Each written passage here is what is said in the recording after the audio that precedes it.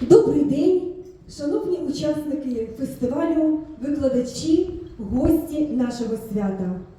Ми раді вітати вас на заключному етапі гала-концерті першого всеукраїнського фестивалю української пісні, засновником і організатором якого є Київський міський методичний центр закладів культури та навчальних закладів. Дитячої школи мистецтв номер 9 Дарницького району міста Києва, художня керівниця Тетяна Богданова, викладачка та постановниця Оксана Сливанчук. Зустрічайте!